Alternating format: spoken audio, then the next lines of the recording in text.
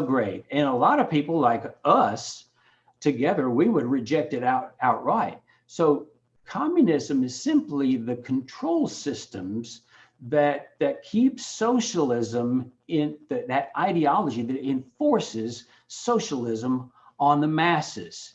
Well, the problem with communism being the end all of all this, and the communists being the end all of this, is that communism doesn't pay for itself. There's no way that people are going to volunteer to go out and furnish the labor and the materials to create a prison for them to be housed in. See, it's got to be paid for one way or the other, and there's got to be a profit motive back behind this one way or the other. And so that's where you come into the corporate fascist economic engine.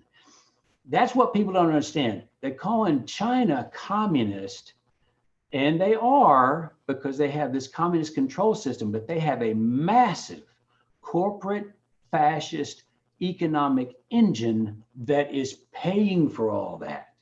So, and what corporate fascism is it's a way for corporations to party with the financial industry that owns the money supply to be able to then enslave an entire population. So we've got it big time in China, but we have it big time right here. This is how all of our politicians are bought and paid for. This is how all of these foundations are furnished with fresh cash. This is how the laws are friendly for the corporations to be able to influence our elections. This is how they get sweetheart deals from our policymakers. And this is how the people never have enough money to fund their candidates because they're overridden by the corporations. So we have this corporate fascist. I call it fascist because they're really in control. It's not the government, it's not the politicians, it's the corporatist that is controlling the politicians, who are then working for the corporatists and not the people. But at the very top of this, are the globalists. They are the people who really have the control over the entire system, because they're the ones who have created this system that goes back for not just decades but centuries.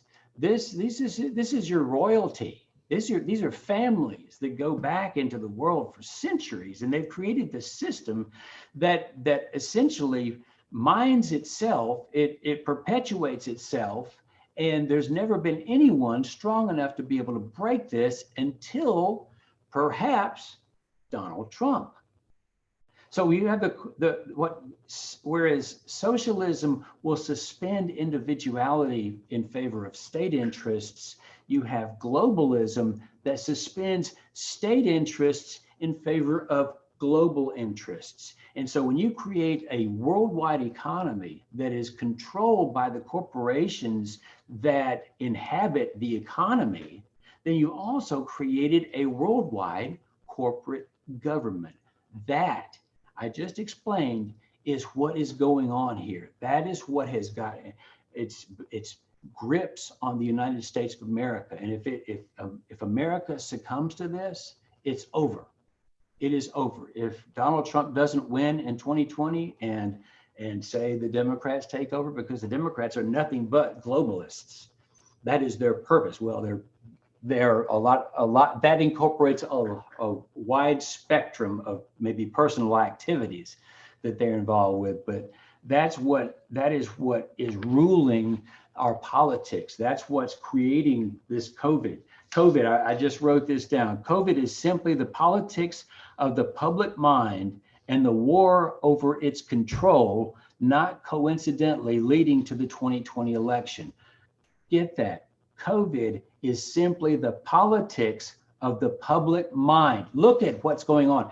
The globalists separate us into different factions, whether you're black, whether you're white, whether you're straight, whether you're gay, with any kind of division that they can create in the population, they will. And now the latest division is mask wearers and non-mask wearers.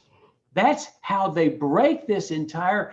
They break the people into little segments and then dangle things out in front of them and get them to believe this or believe that.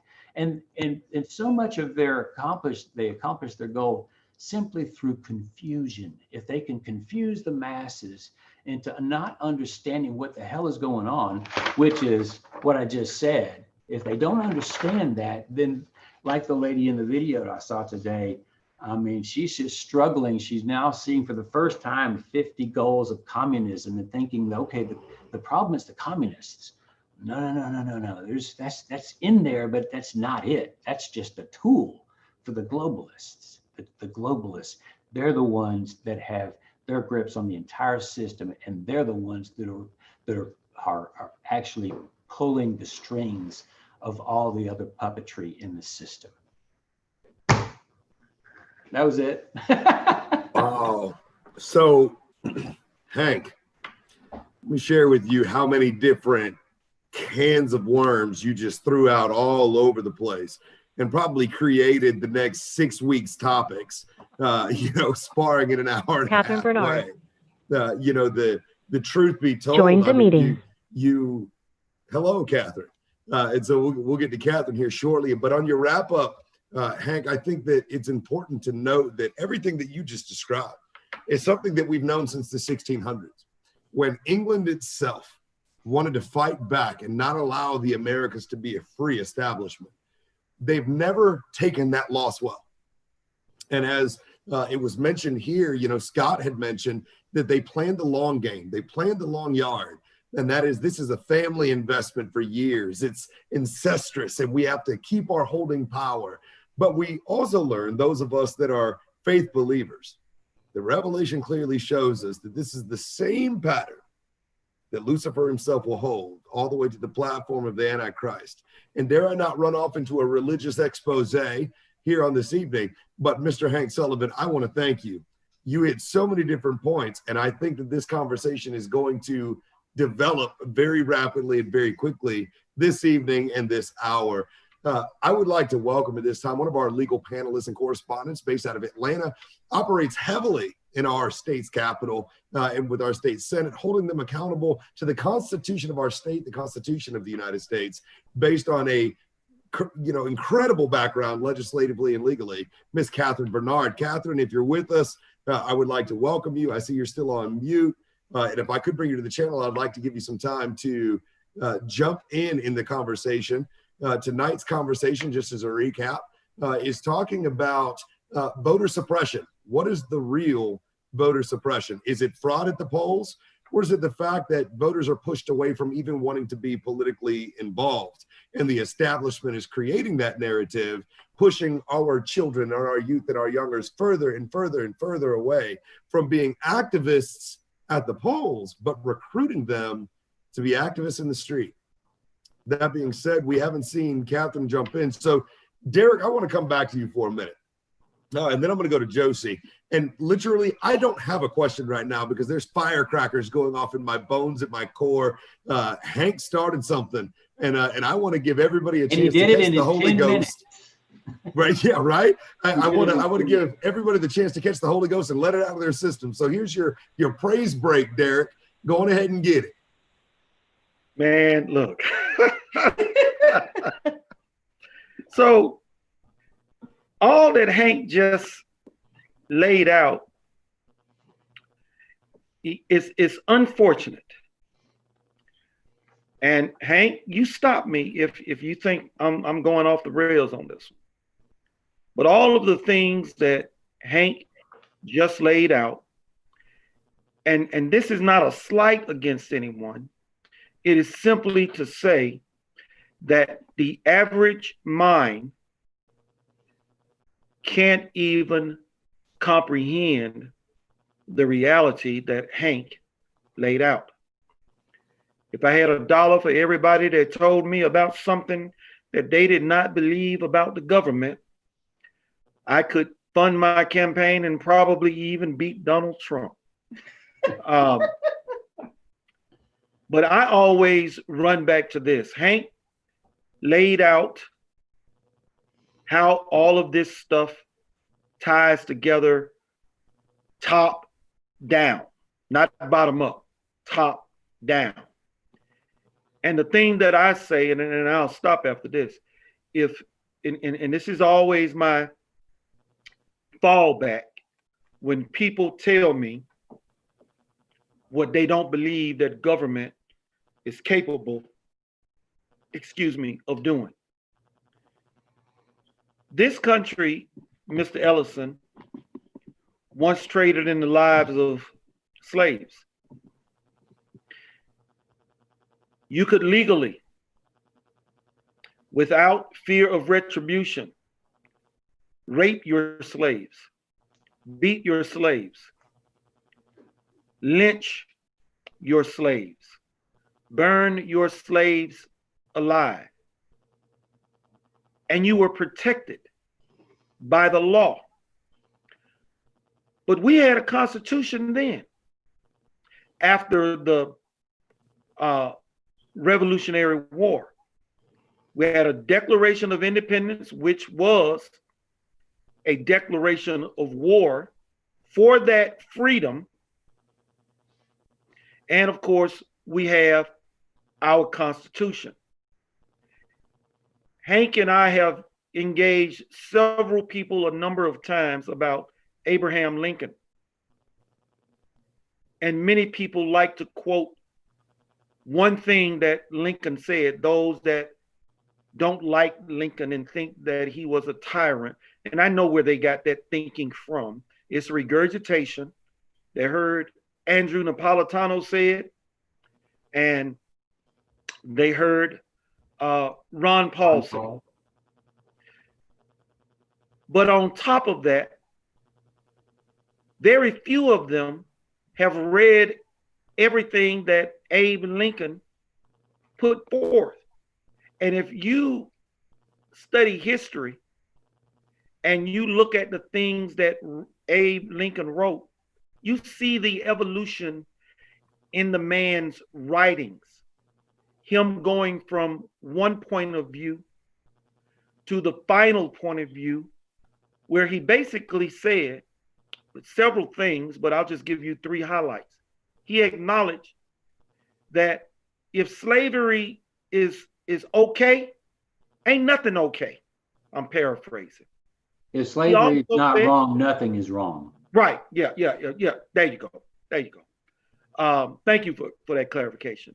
He also pointed out that the Negro is included in that phrase that talk about we hold these truths to be self-evident, that all men are created equal.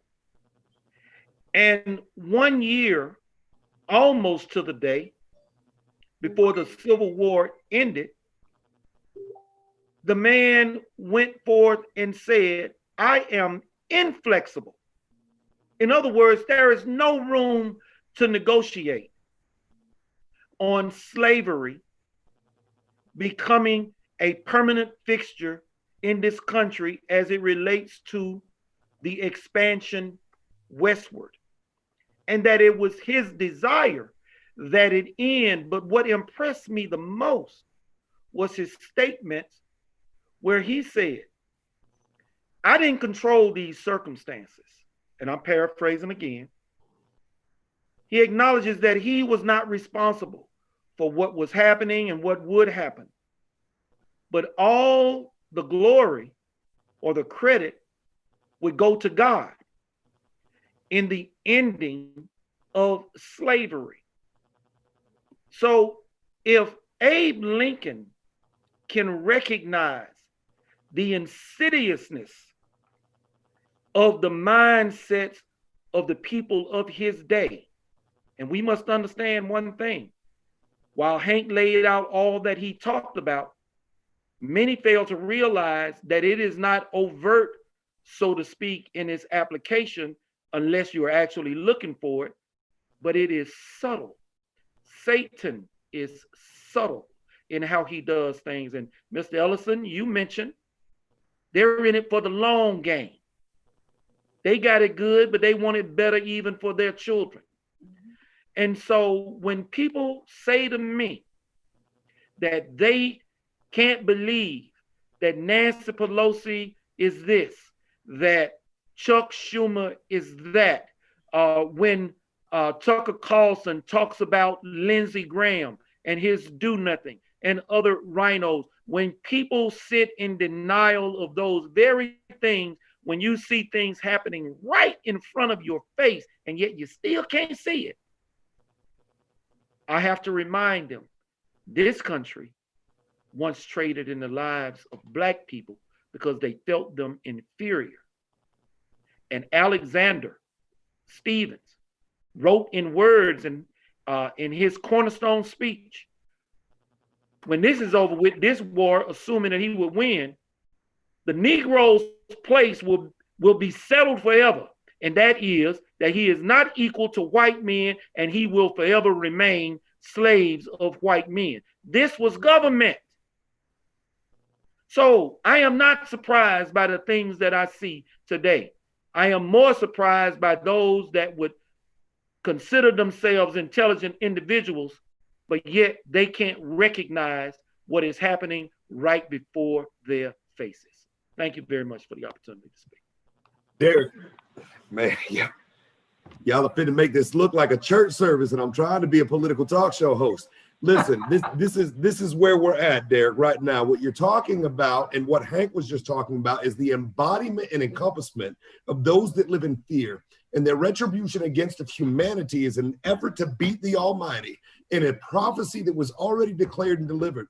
The reality is when we talk about Pelosi and we talk about Chuck Schumer and we talk about England, we talk about the elites, we talk about the wealthy globalists around our total structure as a human society, as Hank was talking about, we talk about those that are running in fear, for they know that the day is coming. And that's the day of a reckoning and the day of accountability. Josie, I'm going to come to you, and I've got to get back politically centric.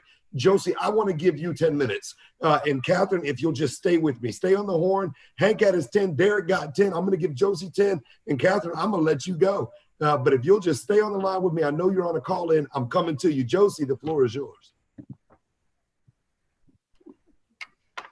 Well, Hank, thank you so much for that information. And yes, that means that explains a lot why my campaign is not having money coming in like it's supposed to. Okay, that explains a lot because why the leaders in our state is not supporting me to help out the district, which is a minority who are going through such a hard time, specifically this month. Okay, where their businesses are being burning down, where mommy and papi businesses they work so hard for so many years to building up these little businesses, and suddenly in less than an hour they lost everything, and they going back again to the wealth system, to the welfare system, because that's the only way they can survive for the meantime. Is this attack in the district and having this elite, I don't want to say names, but I believe in a few months it's going to start, the names are going to start popping up, because people today, the citizens today are, like I say, Americans are not stupid. We are not idiots. Americans are smart. And when it comes to the Black community, they are not stupid. They are very smart too. They see through what's going on. Look, what President Trump went through with his impeachment, you have to think about how many African or Black American remember how many families in their family member went through the same situation without due process, and they end up in so many trouble, right? With the court system. We have Hank Johnson, who he was going from town hall to town hall. I used to follow him, okay? So from town hall to town hall, saying, oh, for less evidence, the President Trump, he's showing I put so many people in jail. He was a judge. So when you have these kind of leaders in charge of a district, the district is going through such a hard time. When you have district number 4, when you have district number 5, the district number 6 is going in the same boat if the same person that is in charge is going to be reelected. So we could see that the virus of communism, the virus of socialism is expanding in Georgia from the center all the way outside, okay? And these leaders who have the money, who can help me out with the money, so I can buy jar signs for some areas. And I know for other areas, I will not be able to put jar signs just because they steal the jar sign and they throw them away. So we have to, me as a candidate, I have to look for another strategy, how to let my name know in DeKalb County, for example, that I am on the ballot, that I am a better choice, the choice that, I mean, the representative that I have right now. I want to do better. I want to do something different what Hank Johnson is doing to the district. Look, I just got a message right here where it says, Representative Hank Johnson is putting a bill to reform in Policing Act. The congressman calls to demilitarize police. So you tell me how the police is going to help out the community if he's thinking to take all the protection that they need and the weapon that they need, not only to protect themselves, but secure to protect the community that I want to represent.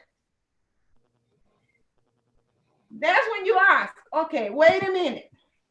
It's not all Democrats' fault, because they create the chaos, the crisis, and they wait a little bit and they come with a solution. Okay, let's take the weapons from the police department, but where is the Republican Party and the conservatives and the libertarians in this picture?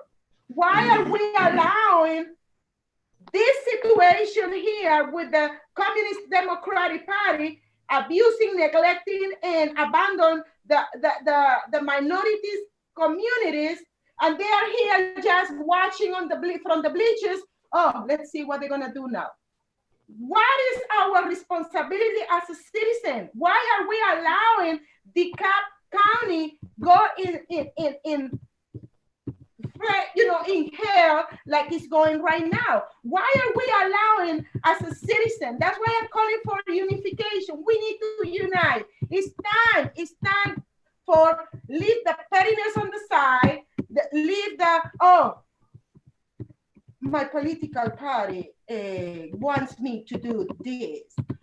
Oh no, you cannot do this, Josie, because that doesn't go with the political party. Look, I register myself as a Republican. I agree 100% with the principles of the Republican Party. But I want to make it clear. I want to represent 750,000 people, citizens, Americans who live in district number 4. And in that district, when I get elected, I'm going to be representing Democrats, socialists, communists, Republicans. I'm going to be representing Christians, conservatives. I'm going to be representing Muslims. I'm going to be representing atheists. So I have to put myself as the solution, but I'm not having help from none of those. So how we, like, for example, Derek, me, who are from outside, doing the same Trump effect, because I call myself as the result of the Trump effect, trying to help out.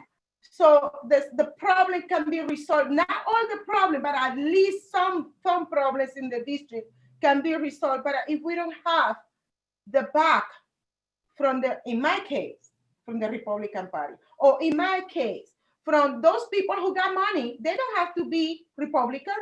If they really want the best, the good for the district, they will put the money in the political candidate that they think that can help.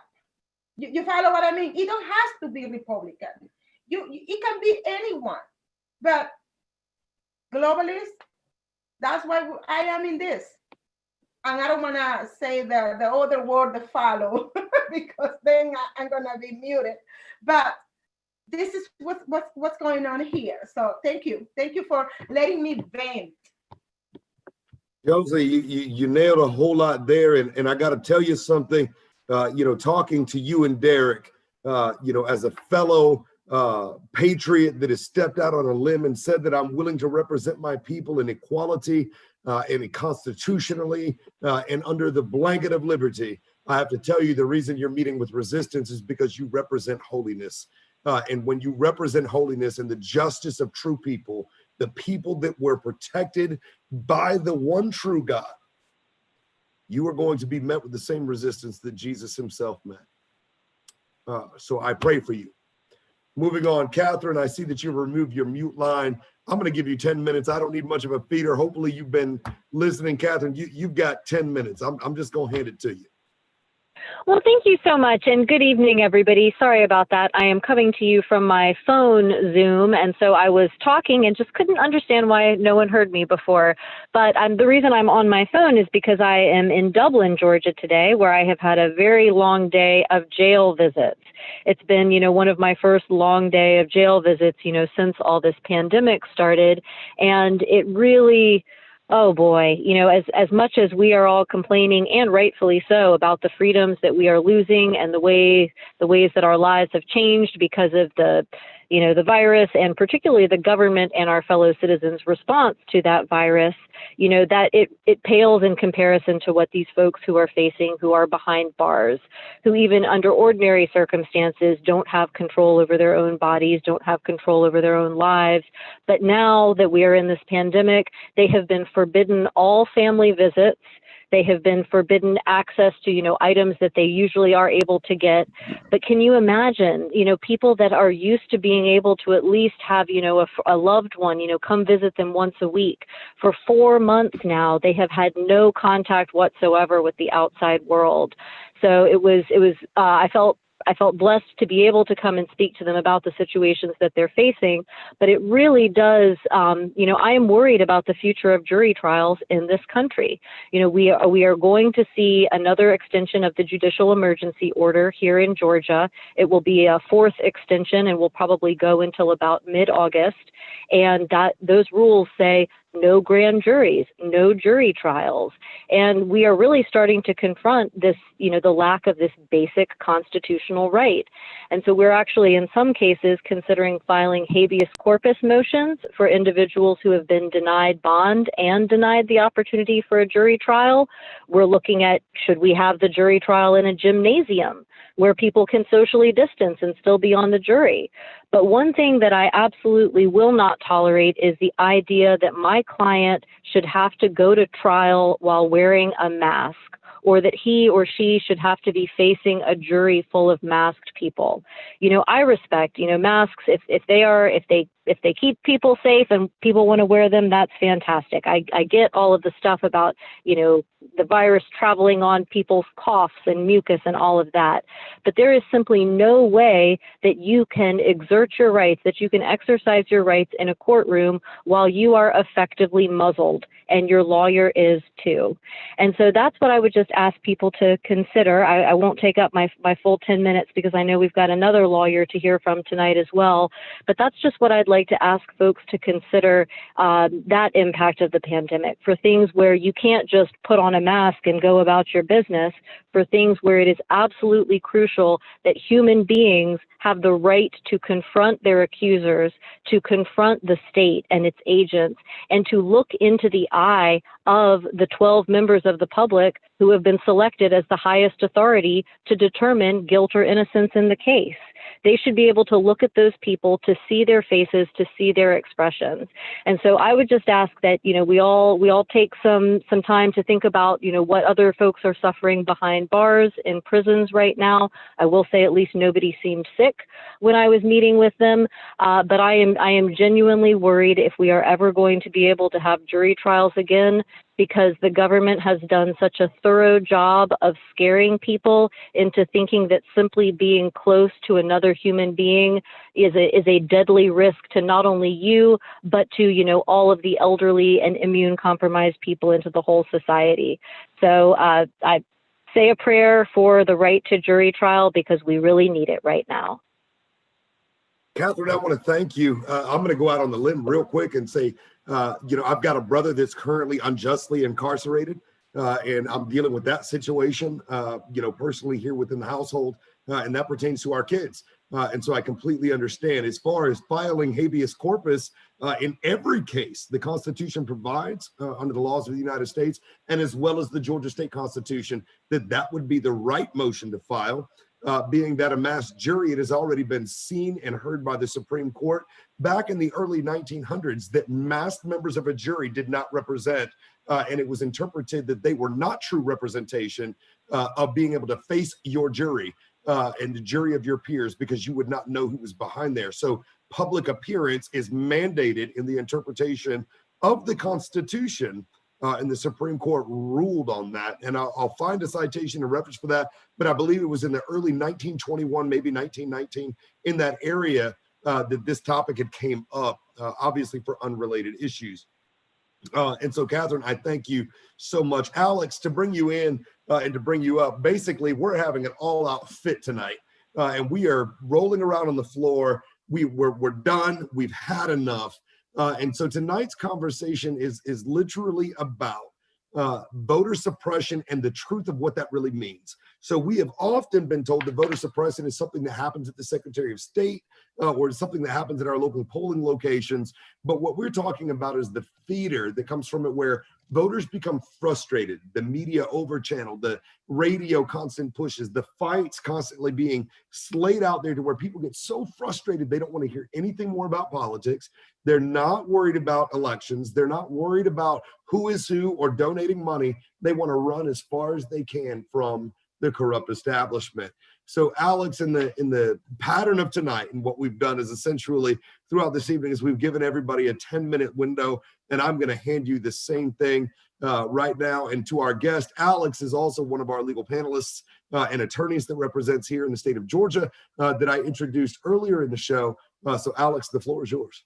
Oh, well, thank you, Danny. And when you speak about voter suppression, it's interesting because I've been thinking about that recently, specifically that right now, I think that true voter suppression is just the spreading of ignorance and division for no real purpose or reason except by this political industry to just get elected and get reelected.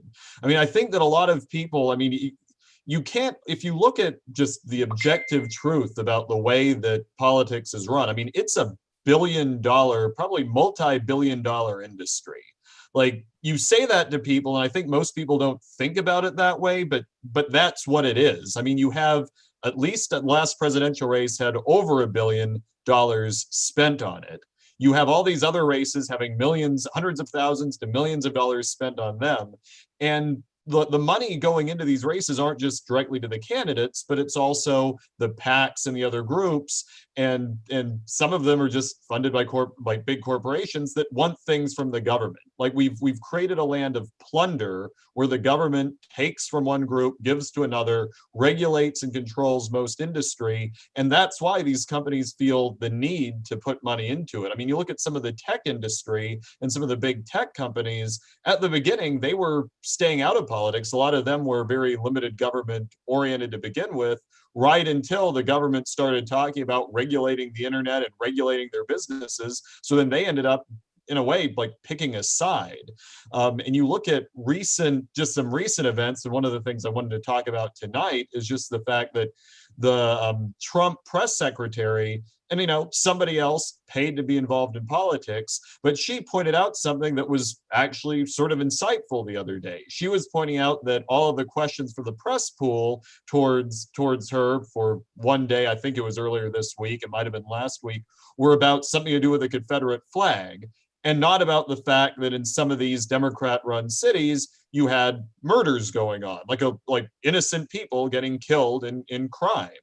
And to me, that's something that made me think that, well, why is it that we're talking about, some tweet that apparently President Trump said? I haven't seen the tweet. I'm not really that interested in it, because honestly, like, what a politician tweets or some comment they make is far less relevant than the policies that a politician's enacting. That's what we objectively should be caring about. And before that, we should be really caring about what's going on, what is actually happening. Like, are we declaring, are wars happening? Are people dying? Are people suffering? And ultimately, like, if people are dying in major cities, if you have areas that police aren't going to, that's a big deal. But that's not what the media wants to talk about. They want to talk about, they want to talk about something that divides people. They want to talk about some tweet and make it so that, you either support this or you're against a tweet, as opposed to policies. I mean, doing what I do, doing a lot of civil rights litigation, like, I see people of all races dying or being injured from the government raiding houses, for example, in the middle of the night, or people getting arrested for no reason, and people who are defending their homes against unknown intruders getting shot by people who then later turn out being law enforcement. And those are the type of things that there are policy solutions to. Some of those deal with the drug war. Some of them deal with the fact that government officials have immunity to like being held accountable in court, that if you sue the government, they have immunity. Those things are things that politicians can solve. They can easily get rid of that. When you hear about people like politicians, like in the city of Atlanta, blaming the police, hearing about defunding the police, well, why are the police acting the way they were? Because of the politicians. Like, the politicians are the ones who police report to. They're the ones that set the policies. They set the laws that are being enforced, but they would rather distract everyone from that issue. And going back to what you mentioned earlier, voter suppression, you're completely suppressing the vote if all you're telling people is this binary choice between either you support police or you support Black lives. That's a false choice. You want law and order. You don't want, like, people getting shot in downtown Atlanta by, like, just murdered in lawless areas because police aren't there, because your politicians have abandoned it. But you also don't want there to be an overarching government that's unaccountable to the people. And you solve that through laws and policies of getting rid of immunity. But the people to blame for that not happening are, to a large part, the politicians. But if they create a false choice, you're never going to hold them accountable. You're never going to tell the politicians, hey, we need to get rid of immunity.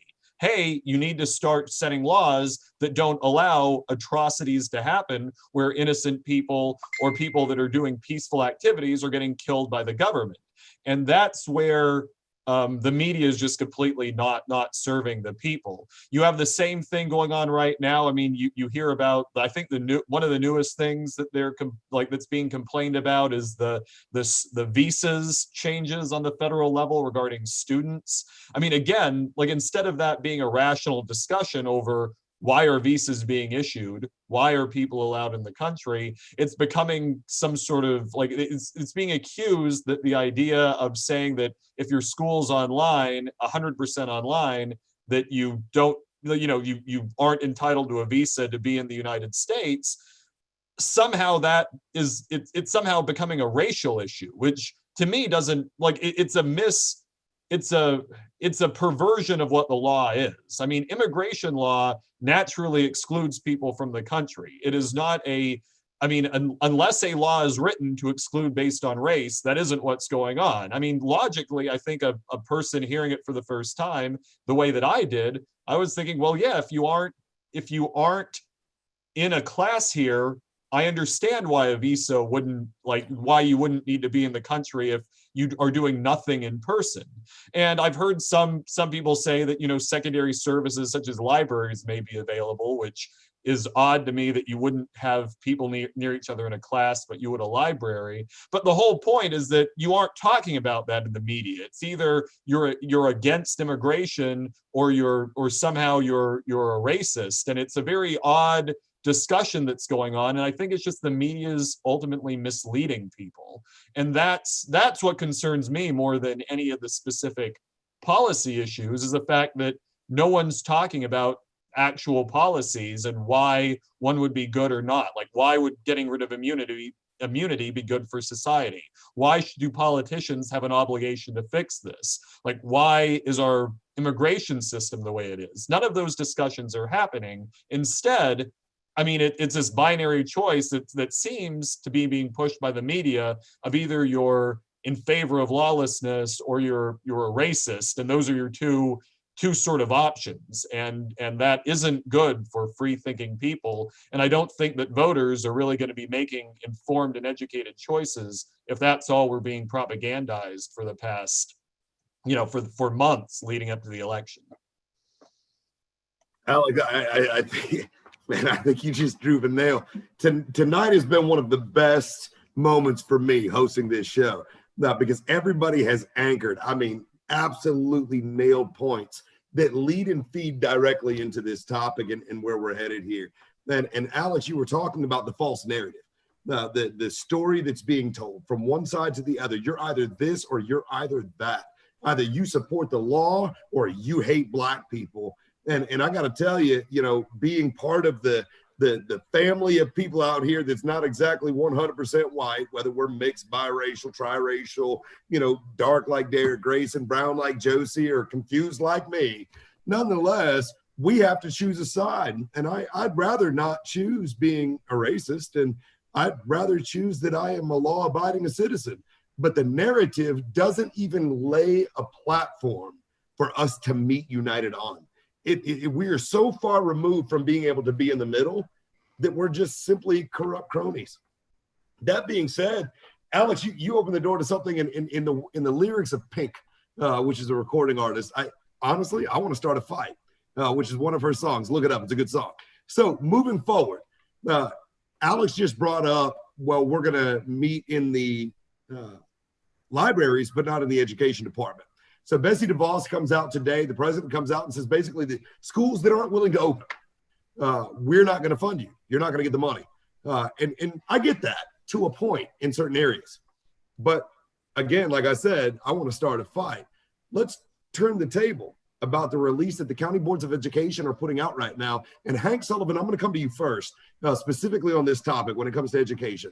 So the local administrations and a lot of the counties have already released their going back to school schemes. And you have two options. You can keep your child at home and homeschool them. And for the working class family, that's virtually impossible. Or you side with your child going back into the education system. The parents are not allowed past the door. You have to have an appointment to go in to see the administration in the office only. The kids are going to be required to walk lines. They're not allowed to talk during lunchtime because their mask is going to be off, so they have to eat in silence. Their recess, they have to be 8 to 12 feet apart. And as they're maneuvering throughout the school day, they're 6 feet of social distancing, and they're going to spend the majority of sun up to sundown with a mask over their face filtering them. Hank, please tell me that sounds familiar to you. Well, you just described number 3. Let's see, number 3 up there, the communist control system of this overall system that I talked about earlier. This is everything that you just spoke of was some aspect of controlling individuals, controlling masses of individuals, controlling schools full of individuals, school systems full of individuals, and then controlling and then setting them against each other. It's a control system that they have overlaid our population with, and it results in chaos, because you got some people are going to send their kids to school, some people are not going to send their kids to school. Some people say, well, I'll send my kids to school if you put a mask on. Well, we're not going to have masks in there because during lunch we can't have lunch and eat masks. So it just sets everybody against everybody. But and part of this also, I wanted to feed back into something that Alex said a minute ago. This is proof, Alex, that I do listen to people. You said that the media was not serving the people, which of course I agree with, and that it is misleading the people, which I also agree with.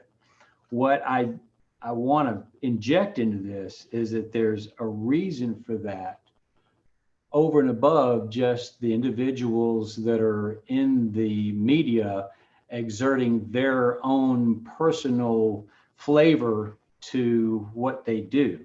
And that is number 4. That is part of the corporate fascist engine. It's a control system. It's a way of modifying the way that people think in order to derive their purposes in this entire strata of events that are happening here. Their goal is to simply take over everything. And so in order to do that, they have consolidated into this corporate fascist economic engine, the media into 6 corporations, one of 6 corporations. So once you've consolidated, since the media is no longer fragmented, and you consolidated everything into 6 corporations, then really you can control all of those 6 from one central location here. All you have to do is just send them out. And if you look at it, what actually they do is that at 4 o'clock in the morning, every morning, everyone is sent their scripts. That's why you see these videos of people saying the same things, even in local or larger media markets. They're all repeating the same things. That's because their messages are coming from one location. And that's why they're not serving the people, because they're serving the people who control the corporation, the corporate media. And that is the corporations, of course, but then the ones that are above that, and that's the owners of the entire worldwide communication systems. They have a goal, and their goal is not to serve the people. Their goal is to mislead the people so that they can control the people. And that's how the entire system is operating. Sullivan, I told you I wanted to start a fight, and I think you just petered it. So, Derek, here I come. Alex mentioned that we were talking about the perversion of a narrative. So I think it's appropriate that we come to the pastor on the panel. I'm going to give you 3 minutes, Derek, and after that, we're going to go to Josie. So going forward, I'm going to give everybody time limits, and I'd ask that you would stay there so that we can stay in accordance with our show's hours tonight. Derek, 3 minutes.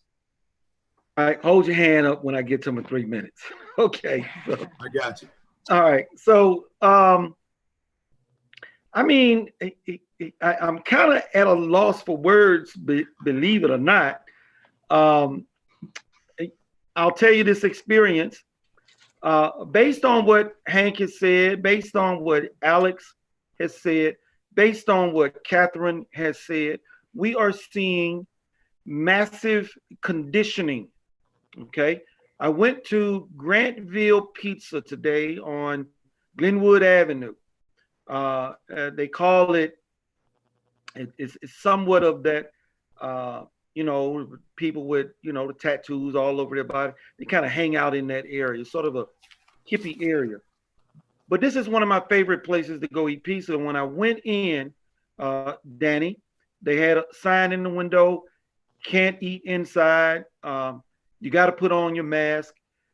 And so since I couldn't eat inside, I said, well, I want to sit down and eat. He said, well, you can go around the back. Well, can I go through the back door? No, you got to walk around outside of the building.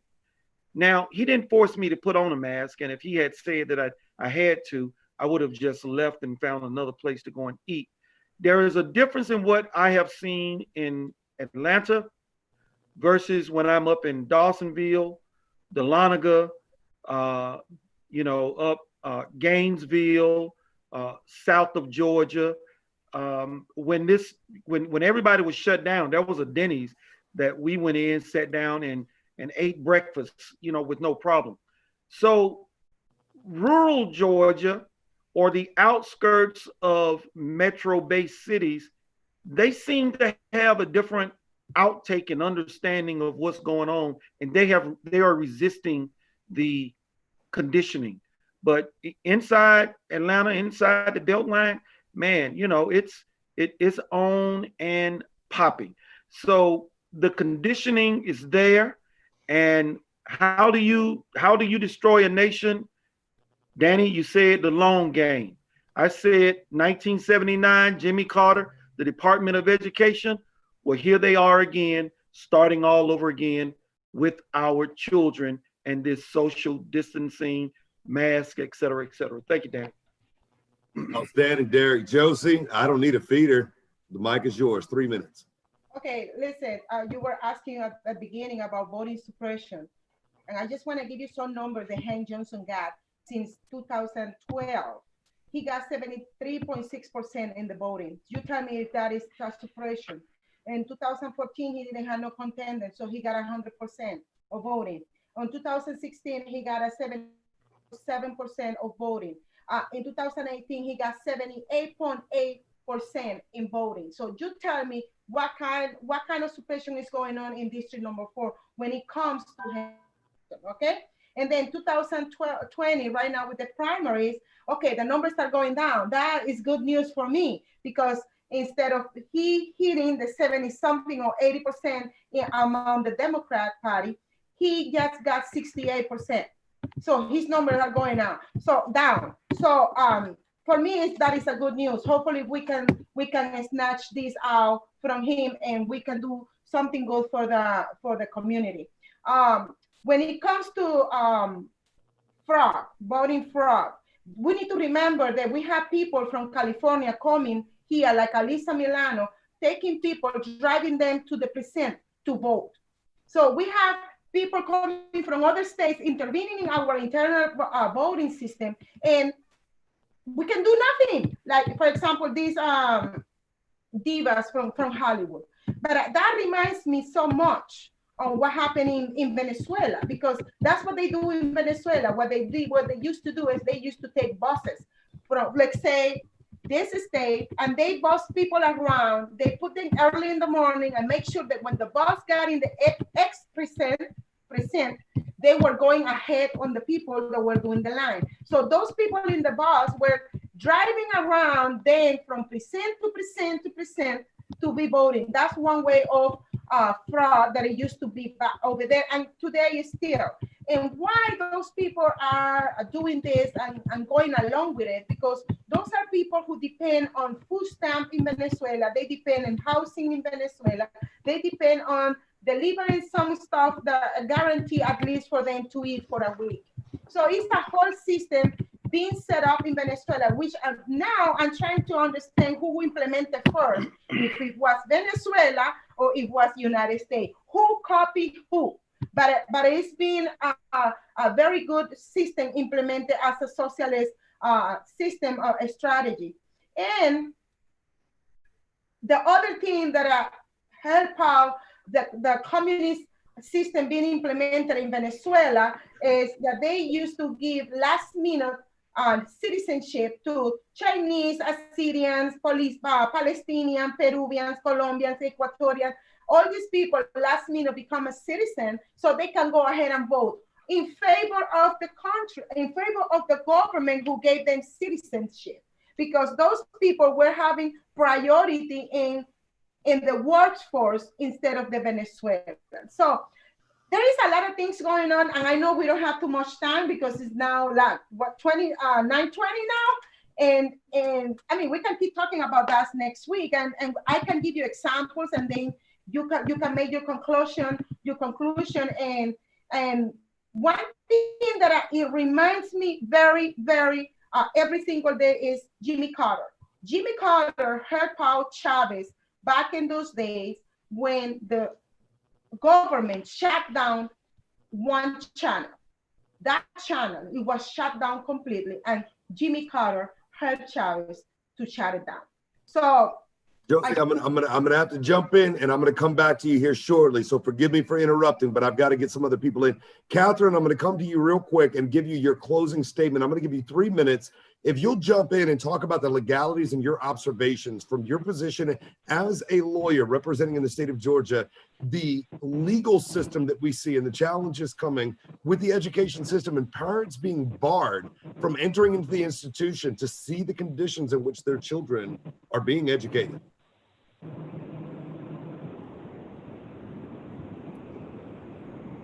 Catherine, I'm sorry.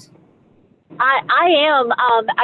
So when we're talking about education and, parental access to the facilities that their kids are in, I think that's a great point right now, because we are seeing just skyrocketing numbers of people interested in homeschooling. That has been one of the bright points of the pandemic during 2020 and all of the various crises we have seen with the public school system. Now this idea that you are somehow going to make, classrooms full of children wear masks all day and social distance from each other, regardless of the societal or psychological consequences that are going to ensue from having kids interact this way. We're already dealing with a generation that apparently has more trouble reading body language and nonverbal cues than others, simply because so much interaction takes place online.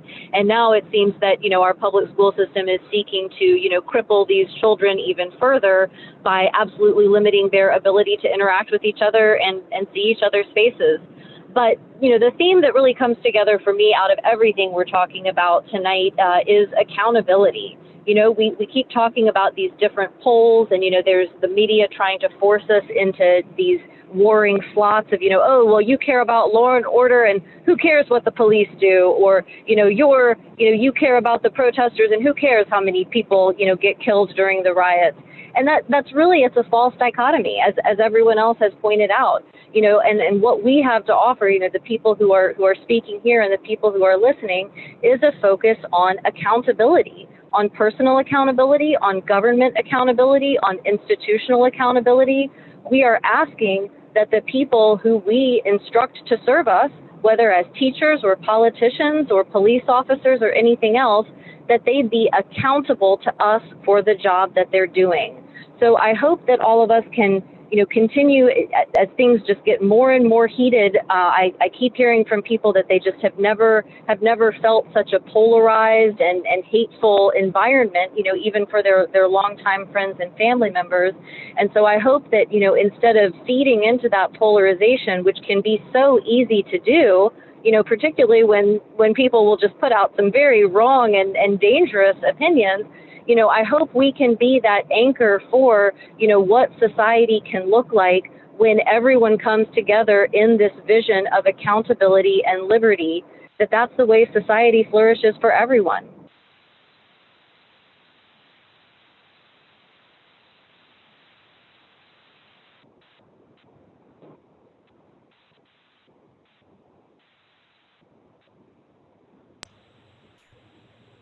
Danny, you're on mute.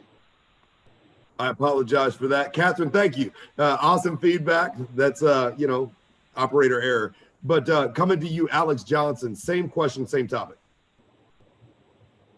I mean, ultimately, I think that moving forward, we really need to look at, we need to hope and look at the fact that there's a silent majority of people who realize how ridiculous this is. I mean, the media really has become more focused on entertainment than they have on educating and informing people of the things that matter, and in giving people information so they can make educated, informed choices.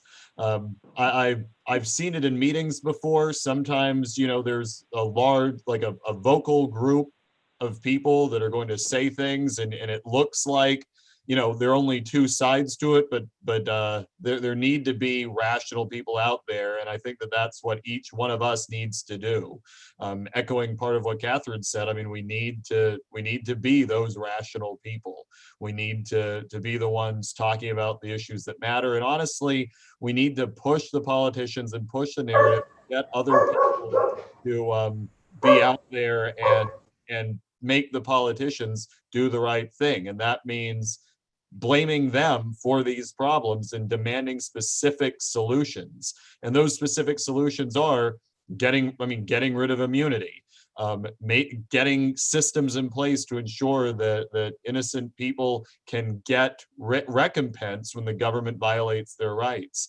And that's what we need to just keep repeating over and over again until they do it, and not get distracted by the latest fad of the day when, the media wants to talk about a tweet or something else that really doesn't affect people's lives. What affects people's lives are what the policies that the government is instituting and trying to force on people. So that's where we are. Alex, for that tonight, we thank you. Moving on, Josie Cruz, 1 minute to close out. How can people find you? How can they get in touch with you? How can they help you? Yes, my website is Josie Cruz 2020, josiecruz2020.com, JOHSIECLUC2020.com. And I do have on my page buttons for donation. If you need a book, I am not selling my books. I am donating my books. So if you really want to get in hold one of my books, just write me, shoot me an email. All my information is in my website, in my Twitter account, my Facebook account, my Instagram account, my Parler account, and my email account. Phone number, campaign manager, name and phone number, address, everything. So you can find me in there, and please go to YouTube and take a look at the my last video named Bolivarian Breeze, so we can understand what's going on in America with these communist and socialist things going on in our country. Thank you so much. Josie, tonight we thank you. Mr. Derek Grayson, how can your followers find you, communicate with you, and help you? GraysonforGeorgia.com, GraysonforGeorgia.com, FORGA.com. We ask that volunteers come to the site, sign up, or if you wish to volunteer. If you just wish to get on our mailing list, come to the site and join. And if you would like to donate to help us continue to get the word out over social media, because the way this war will be won will be social media. Thank you all for tuning in, and I want to thank Danny for doing a wonderful job hosting, as well as the guests and Ms. Cruz. Thank you, sir. Derek, tonight we also thank you, and I am humbled by your invite to host this show. It has literally solidified a piece of my existence. Tonight, ladies and gentlemen, while you're watching this show, if you would be mindful, in the last 2 minutes, what we've seen is two political activists that are willing to put their names forward to represent we, the people. It takes money to do that. It takes money to garner yard signs. It takes a little bit of money to put a commercial out on Facebook. It takes money to be able to show up, gas in the car, and maybe a snack on the way home. These are simplistic things. It's not a heavy ask. It's a simple ask, but it's hard to do. So tonight, on behalf of my fellow candidates, Mr. Derek Grayson and Ms. Josie Cruz, I'm asking you, find a way to reach out to them and throw them $5 if you got it. If grandma's got 10, then make grandma complicit. Help her out. Tonight, we talked about the onslaught of our system conditioning our people to be broken and obedient, to simply be sheep amongst the wolves. We've talked about the greatest marketing strategy and marketing plan of COVID-19 and racism that the United States has ever seen, deliberately feed it through all of our social media platforms, down to the apps that talk to our children. We've talked about the economics and how people are getting paid at the expense for your freedom. We've talked about forced vaccinations, the possibility that the school closures, locking parents out but welcoming the children, might just be the bridge for the government to take control of your kids. It sounds all too creepily familiar. Tonight, I will tell you, I, for one, as an American citizen and a father to my children, will invoke the aid of the grandparents and myself where able to homeschool my kids. And I ask that you would invoke the aid of Almighty God. Look to the grandparents, the aunts, the uncles, and anybody else in your retired community. Maybe it's just time that school be taught at the table once again. And that could solve more problems than COVID and racism. It might just teach the right part of our Constitution, our history, and build a bridge for our future generations to know what their vote is really worth. To my panelists tonight, thank you for joining me again on this Wednesday. I look forward to seeing you next Wednesday, when hopefully I'll start another fight. And I'll leave you with this tonight, our viewers. Let what God has brought together, no man take apart. Typically, you hear that at a wedding, but tonight I'm going to tell you, we're talking about your home. from the heartbeat counties of Central Georgia, from the panelists on our show tonight, and expressly from me and my family. We love you. If nobody told you today, we're telling you now. We bid you a good night.